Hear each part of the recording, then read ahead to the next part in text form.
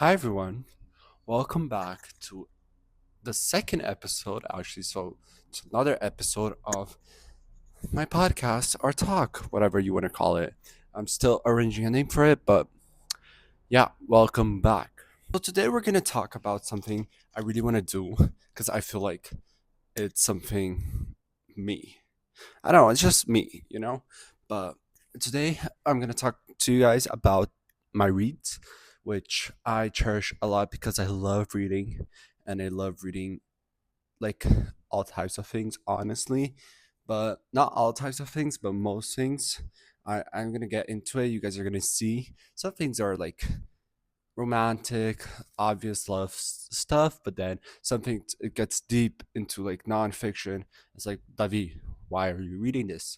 Well, because I want to, and I like to stay informed. Okay, but yeah, I have a little list of the books we're gonna talk about in order because I am that organized. Okay, and all around me I have like a million books, and it's kind of overstimulating.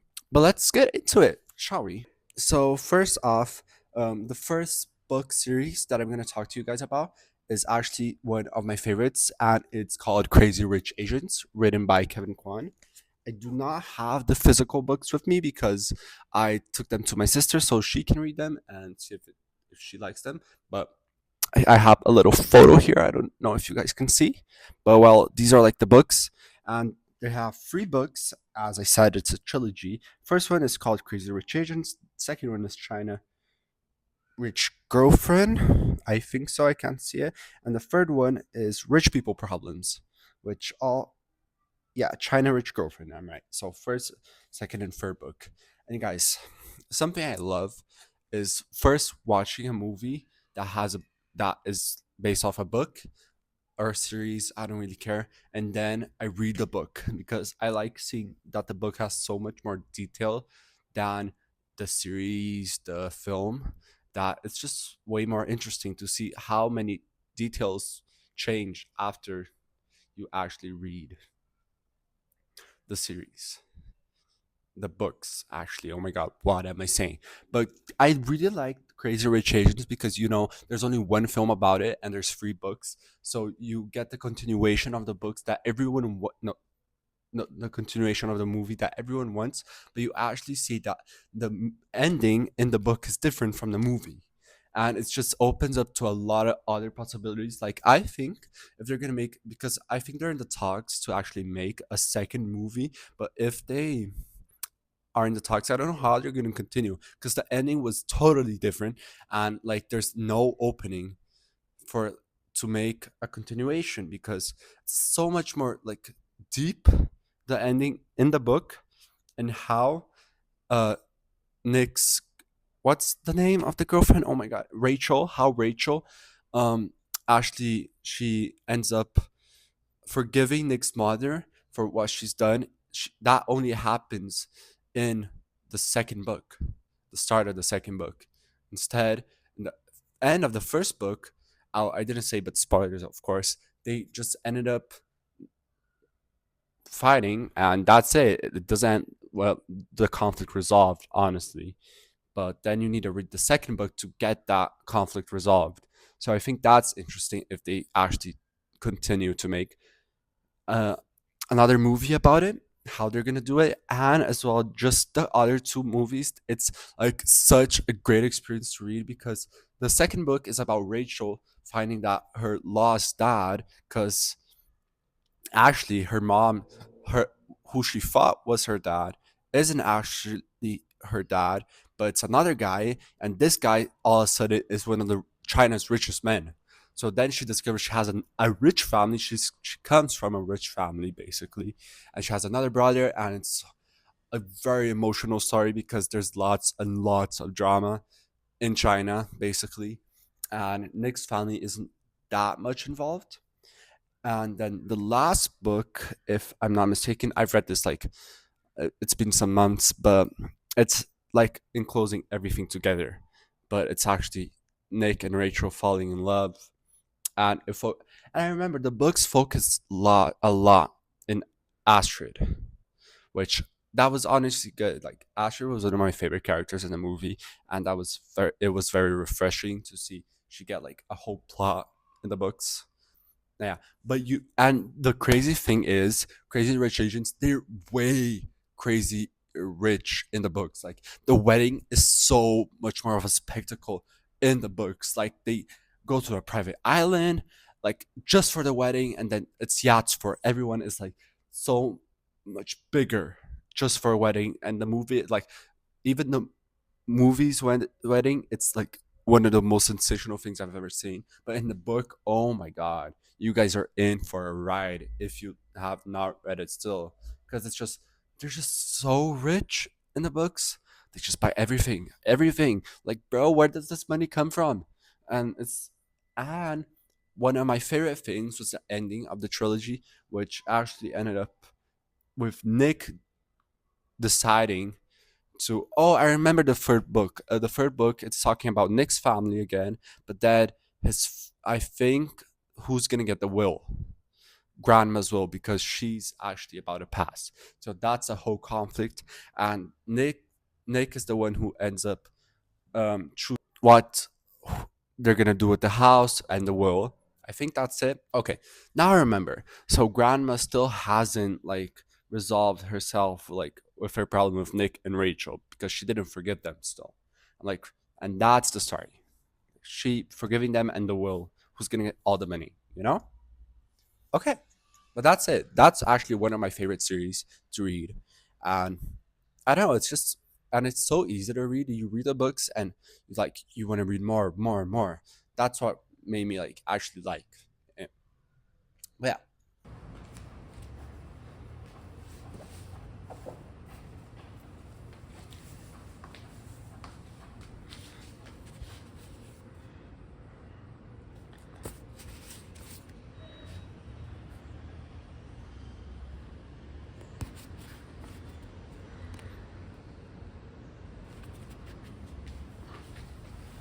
Next off, we're gonna talk about one series that I'm loving because I'm reading it right now, and it's long because it has 14 books, and each book has like more than 650 pages each.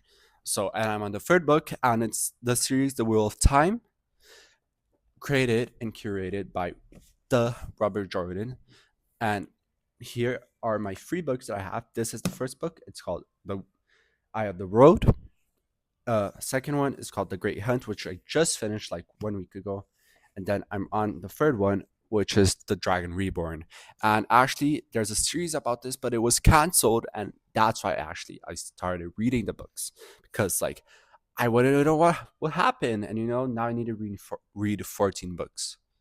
Well, I need to know what happens, but this third book is based off the third season, because it has 3 seasons, but then it was canceled. It's based off this book, so I'm excited to know what happens. And honestly, like I was worried that I wasn't gonna be able to read everything because it's so long. Like this one has 800 pages, but once you get hooked.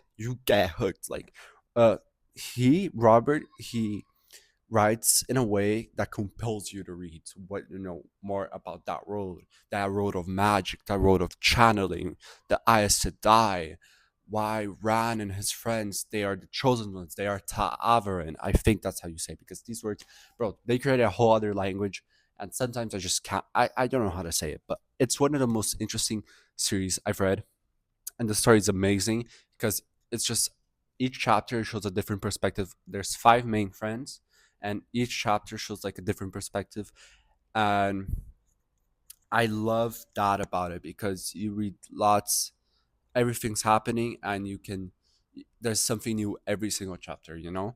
And one of my favorite characters I wanted to talk about this is Moiraine, actually, which is the Aes Sedai, which comes and basically recruits Ran and his friends to like go on this big journey with her because they're chosen ones. Da, da, da, da, da. But it's actually, and it gets to a point where it has so much more detail than the series, which is like, oh my god, I should have started this before, because this is gonna take years. Honestly, 14 books.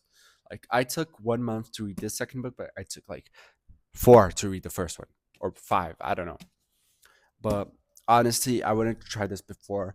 but it's just a series that hooks you. It's a fiction book which just has so many elements that it's just, it's excellent writing. And when I was finishing this one, I was just like, this is peak writing because it like showed so many details I was waiting for, like begging for. For example, in the end when Lanfear is finally mentioned, and if you don't know, she's one of the like bad guys, but honestly she's a badass and she gets mentioned. I was like, bro, this is peak writing.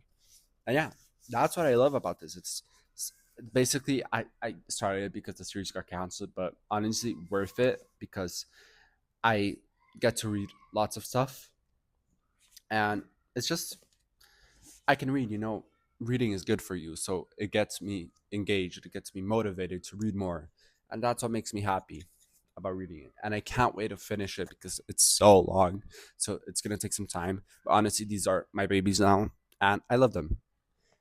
And yeah, it's very detailed, good writing, and honestly, great piece project that took some time, and you can see how much effort the author put into it because it's just so much. They even have maps for the road, like at the start of the book, and you still get confused because there's so many other roads inside the book. Just crazy, crazy. But it's honestly so good. I recommend it 100% to anyone who likes fiction, who likes magic. You definitely want to see this. And like, even if they reboot the series to continue it, I'm gonna read everything. And you should see the series if you don't like reading. You should at least see the series because it's gonna impress you. I promise you. I promise you that.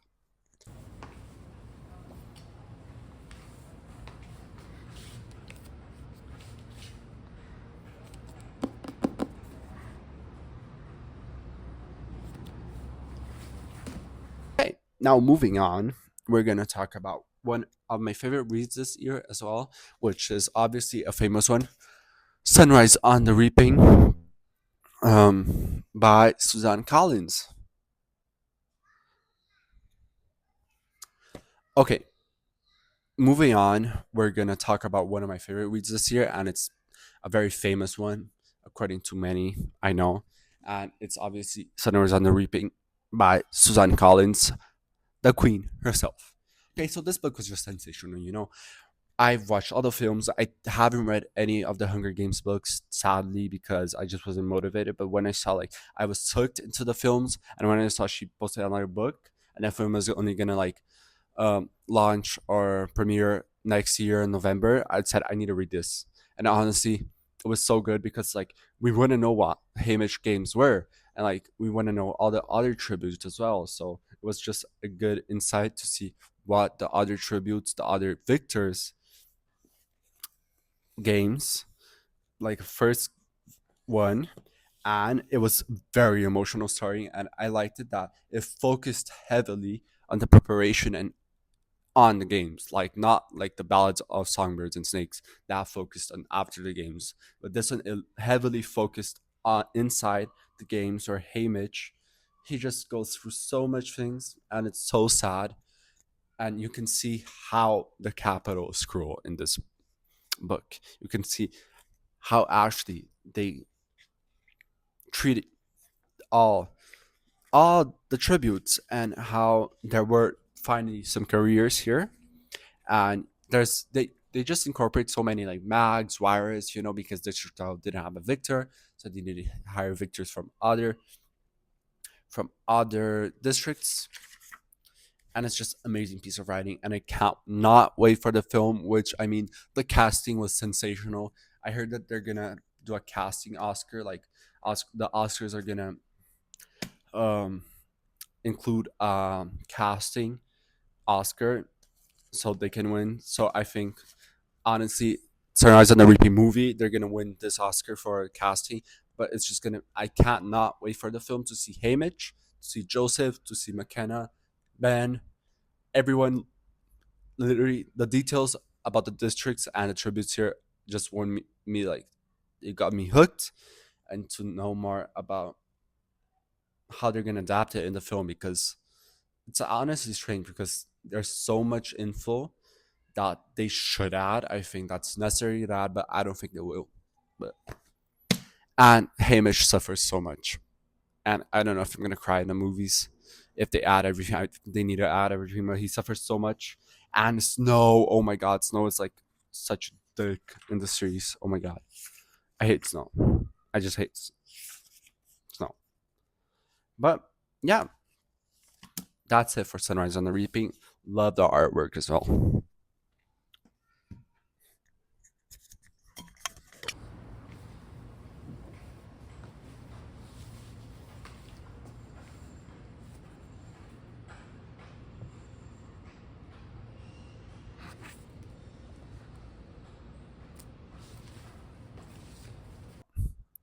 Oh, this is a very cute book. Okay, wait, we're gonna talk about The Boy and the Dog. It's a novel by Seishu Hase. Sorry, I'm mispronouncing that name, obviously, but it's a Japanese writer and a Japanese novel. So it's a translated version, obviously. But this story is so, oh my God, it's so, I don't know how to describe it. It's just so heartwarming. I think that's the way to describe it because you basically, you are the narrator is a dog, I think, but you accompany the life of this dog because he gets lost on the other side of Japan while his old owner, the old owner, he moves. That was a kid, FYI. He moves to the other side of the country because of a big tsunami, which you only like actually find out that it was that tsunami that displaced this boy and his family to the other side, to the countryside, which then the dog was lost and he literally goes all the way from the beach where he lived to the countryside, and it's like such an amazing story because it's like every person this dog like gets to know, they end up dying. That's a spoiler, but it's so emotional, and the ending, it's just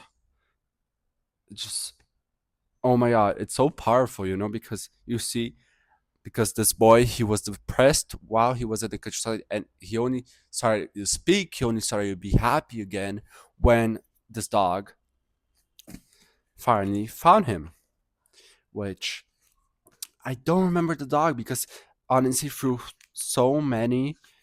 all the different perspectives, through all the different owners basically that he went through, they get each give him a different name.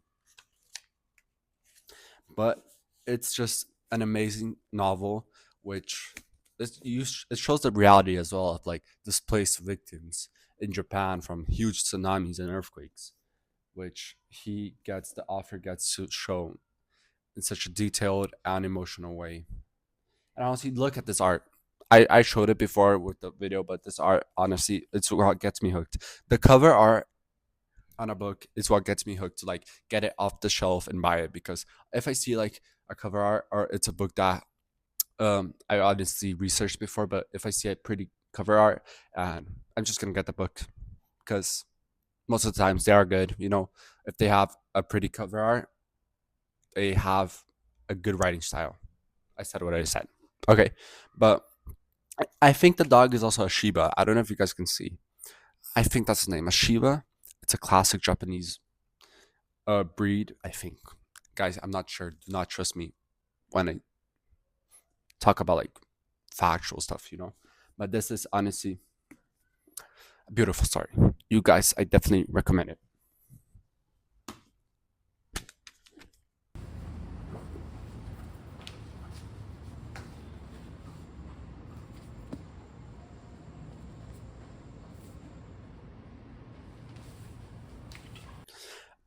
Okay, next.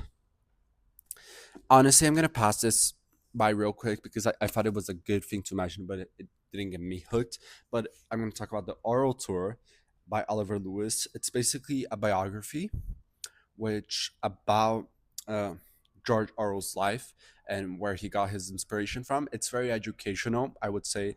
It's very interesting to see where George Orwell got all this like inspiration to create those amazing books like Animal Farm.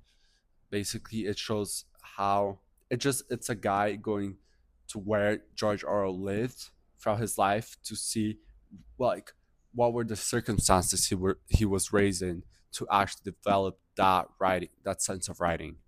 And I think that's a good story for people who like George Orwell. It's a good biography because it's very detailed. And yeah, I just I thought this was a novel. I'm not gonna lie. I thought it was a fiction story, but then I discovered it's basically a biography. But then I had to buy it. No, I bought it and I had to read it because I know it was good enough. Like it was definitely worth it. But it's I think you should only read this if you're actually interested in like George Orwell, or else it's gonna be a hard read. But I liked it because I like biographies, which we're gonna talk about. Like it's a section of biographies, so it was interesting to me to say the least. But yeah, that's it.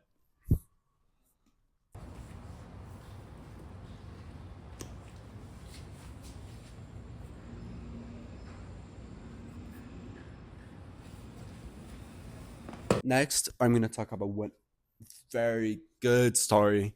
It's a it's a memoir. Okay, a memoir of motherhood, hunger, and higher education. It's Class by Stephanie Lan, and the first book. There's actually a first book of this series. It's called Made, and a series got developed based off that book, and this is the continuation. And honestly, just an amazing story about how a mother and her kid they got out of poverty, and they were just like, you know, they were poor and she was abused, and she just told her story in such an amazing way to like it's an inspirational story to say the least. And it's very emotional because you see how much she actually needed to fight for, how much she dealt with to because she was a maid that wasn't she like suffered so much by her employers and by her ex-boyfriend who abused her. And it's an inspirational and actually an educational story about how you need to work to achieve your dreams because her dream was actually of being a writer if I'm not mistaken. So by doing this she actually got into university with a full scholarship. I think so, it was a full scholarship or a partial one, and she went there to honestly get an education, and she became a writer and became a best sell not New York best selling series, I think. Yeah, New York Times best selling author. And it was just a very good one, a very good story that definitely recommend for everyone. Everyone should read this story, Made and Class, one time in their lives because it's just so powerful. And yeah, Stephanie Land, sorry, she went through so much, and it's you can see it in the book. You can see it. But yeah, that's my view on these series, and I love it.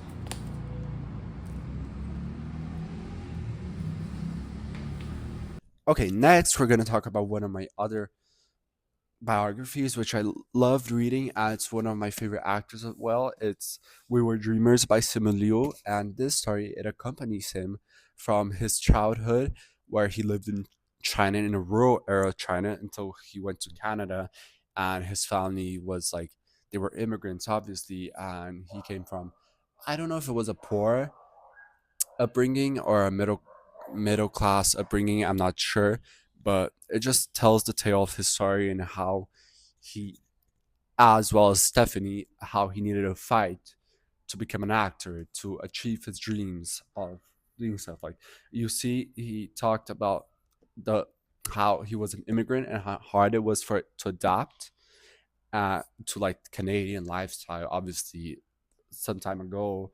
And then it talks about the life of an actor, because it's not easy getting to be a big star all of a sudden, which actually happened to him. He got the call to play, what was it? Shang-Chi, and he was just so surprised because he wasn't expected it, and it changed his life.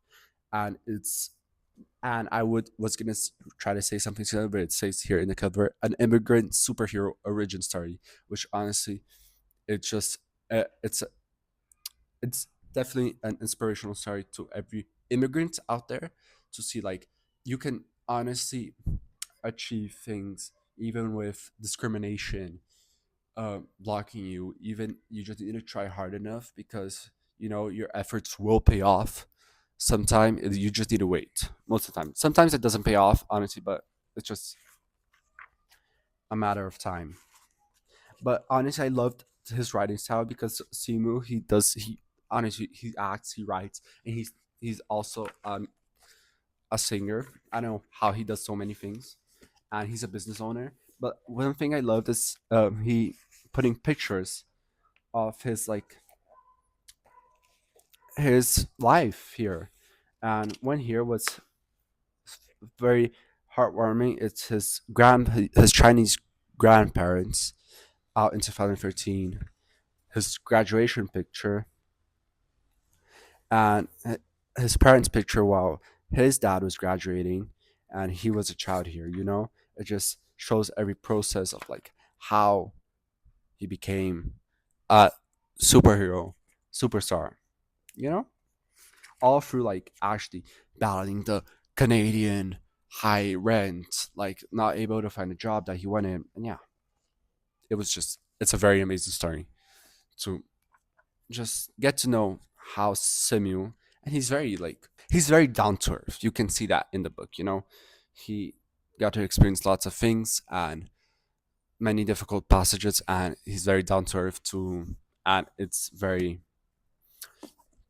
good seeing it from a celebrity nowadays. And you honestly, if you um follow him through social media, you see how much he cares for others. Like I do it. I see that he actually keeps posting, and I feel so bad that he doesn't get what he deserves, because Shang-Chi honestly deserves a second movie, and Shang-Chi deserves to appear in other Marvel movies, which I think he's gonna appear in Doomsday. But he deserves more, honestly. For such a great character, for such a great person, he deserves a lot.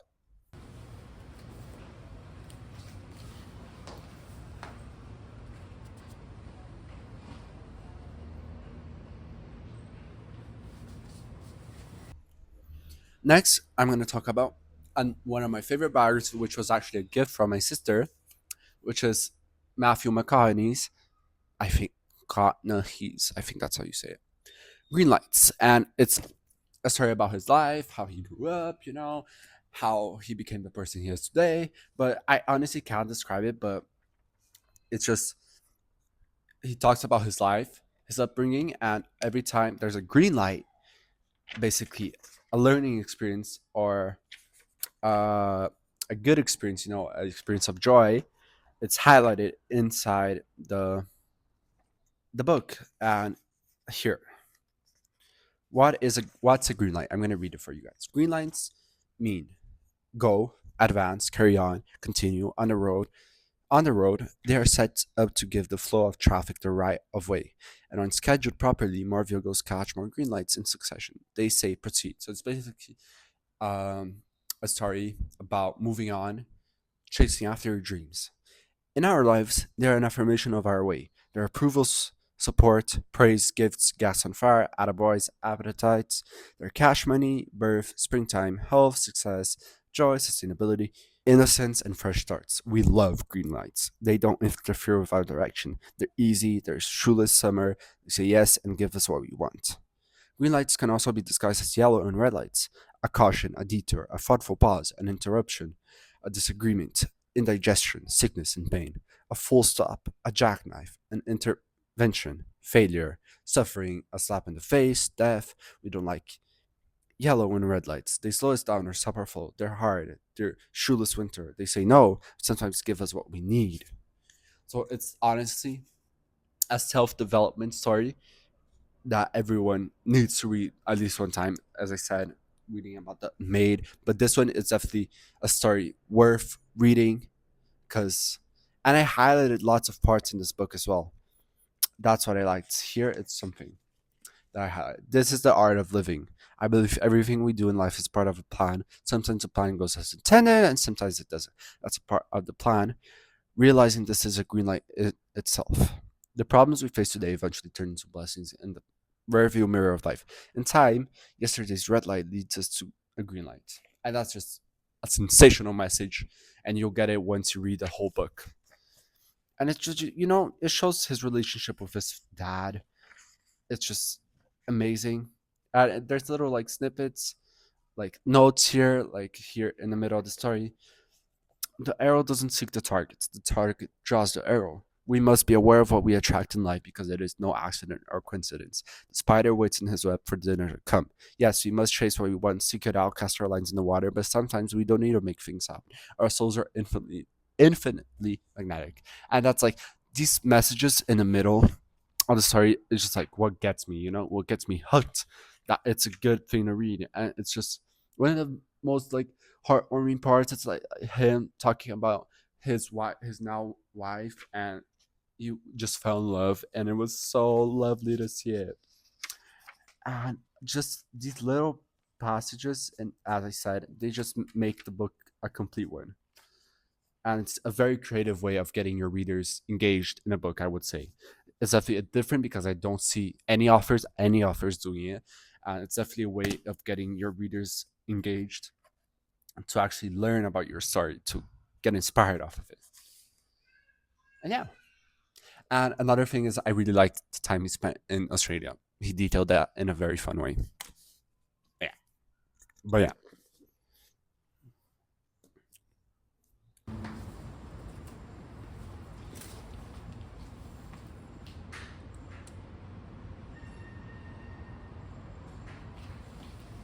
Some people are gonna like criticize me for this, but as I said, I read everything. And another, I read a book called Climate Capitalism, and I don't tell anyone a lot of this, but I'm actually hooked. Like things about climate change, like not hooked, like oh it's amazing. No, I know it's a problem and that we need to do something. Like I need to read about it, and I love learning about it because it's such an urgent problem that things needed, like we humans need to do something about it, and we're not doing nothing. So the best way I can actually gain knowledge about it is reading, which I actually only have this one book about it, and others of energy, green energy, sustainable things, practices. But I definitely want to read more. But there's not many books here in Brazil that talk about it in English. But this one is Climate Capitalism: Winning the Global Race to Zero Emissions, and it was written by Akshat Rati. I'm sorry if I mispronounced that name again, as I mispronounced the Japanese author's name. But this was just a very detailed way of how we can slowly, maybe, reverse climate change and get it back to a stable, well, not to zero, obviously, but a stable way. And it's a safe process, which he states, and it's not easy. We can't, he definitely details like we cannot change the energy system like this. It's going to take years and years of effort, money, of negotiations, which are basically impossible because politi- politics are like actually not letting anyone, any living being who cares about this planet, actually just care about it, because politics and big corporations and billionaires, they just are so greedy. That's what's stated in the book, that it just impedes us from actually moving on, actually reaching into a zero emission planet or a green planet. But it's just very detailed because it talks about all corporations. It talks about specific research conducted by specific people or groups of people, and it talks about past things, talks about future things. So it's a very intricately detailed book about how many factors are playing in this climate field, especially the economy, energy, structure. It addresses everything you can imagine. So if you want to learn more about climate change and basically what it is and how we can possibly be able to um, try to resolve it, or try to just make it less, I would say, is you should read this. It's a great book called, and I really like the description here. Look, it's now cheaper to save the road than destroy it. Our age will be defined by the climate emergency, but contrary to the doomist narrative that's taken hold, the world has already begun developing the solution needed to deal with it. On a journey across 5 continents, climate capitalism tracks the unlikely heroes driving the fight against climate change. The groups and specific researchers, as I said, from the Chinese bureaucrat who did more to make electric cars a reality than Elon Musk, to the Danish students who helped to build the world's largest operating wind turbine, or the American oil executive building the technology that can reverse climate damages, we meet the people working to scale technologies that are finally able to bend the emissions curve. For stories that bring people, policy, and technology together, Akshat Rati reveals how the green economy is not only possible but profitable. This inspired blend of business, science, and history provides a framework for ensuring that future generations can live in prosperity and that the wheels of progress don't falter. So he just incorporates everything and makes it so a detailed description of how we can achieve a green economy and how it's going to be best for all of us, the planet, and human beings. Okay, I need some water.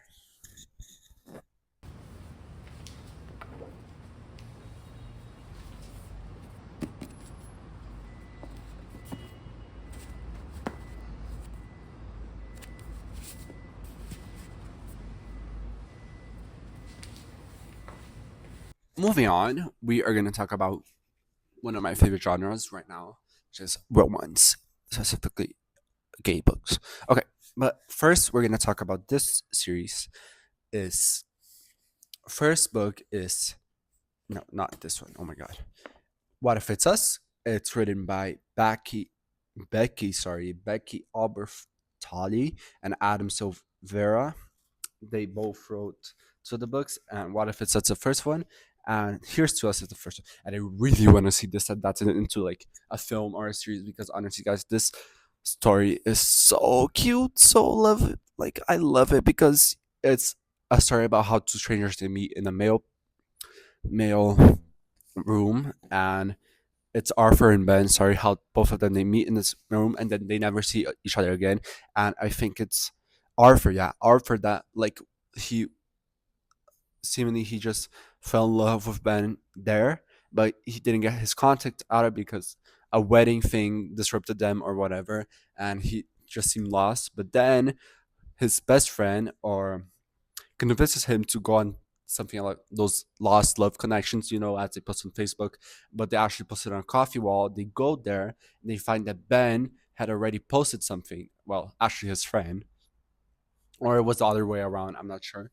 But Ben was actually getting over his ex, and he wasn't sure if he was gonna be able to get over him. And it was just so cute about how they found each other in the end, after such a hard story. And it's a complicated story, honestly.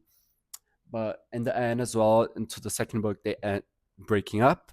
But then the second book, they come back together, and it's just a mix of emotions because they're in college, and they finally end up together. And honestly, this ending on the second book, it was so cute because it ends up spoilers, obviously. It's up with them getting married, and it's so loving to see this type of story actually a good one, because there's some romance books that are just so like complicated and they just pull it out of proportion. But this is like it's actually a little, I would say, not gonna happen in real life because he posts a board, he posts like the lost love connection in a random coffee shop in New York City, but and then they obviously found it, but it's because their friend did some digging, but it's not, it doesn't happen in real life, I would say, but it's a cute story to like have fun reading if you're interested in romance. And each chapter, like one chapter is Arthur's perspective and then the other chapter is Ben, and I love those books because those books are the best to read, and I think those are mostly like all the romance books most nowadays do this because it's just definitely a more intriguing story to get hooked on. But yeah, this I definitely recommend this if you like romance, and it's just it's a good ending. It's not a bad ending like many books do. But yeah.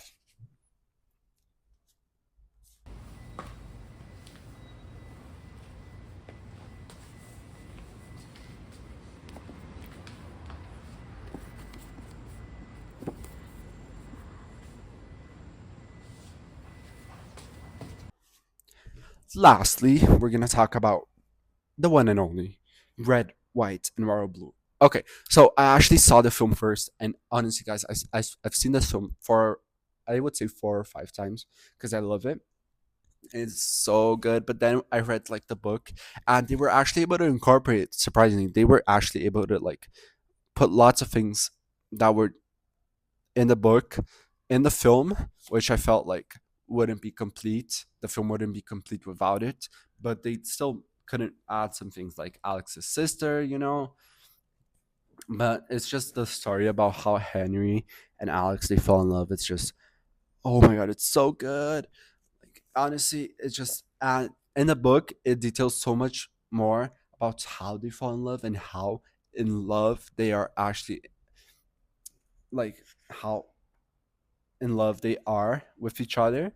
I would say, oh my god, I don't know why it took me so long to say that, but it shows how like Henry was so overwhelmed and how it took the courage to actually step out and admit that he wanted that. He wanted that love for himself. He wanted that happiness for himself.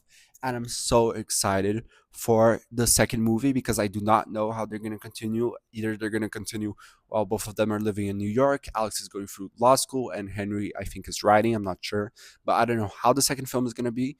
And excited for it. Honestly, I think they're going to film next year or they're filming now, but I really want to watch it soon because this is a story that keeps me hooked. And every time I go back to see the film, I just fall in love with it every single time, again and again. Yeah, love this. Okay, but that was a detailed review of the books I've read. Like, I have more books, but those are my favorites, honestly. And I hope you guys enjoyed. I'm gonna try to bring this back more times when I read more books. So it's just gonna take a while, or do individual reviews, once in a while, so it can become shorter and it becomes a more often thing. But yeah, those are my favorite books. And I hope you guys enjoyed another episode of this podcast we're doing, and or the V Talks, whatever you want to call it, as I said. And hope you guys come back for another one. And thank you so much for 10 subscribers. I saw it. And I hope we can attract more people to see the vids because I actually like talking. My throat is a sore right now, but I want to talk more and I have some plans for future videos. So, thank you for watching, everyone, and see you at the next podcast/talk. Bye.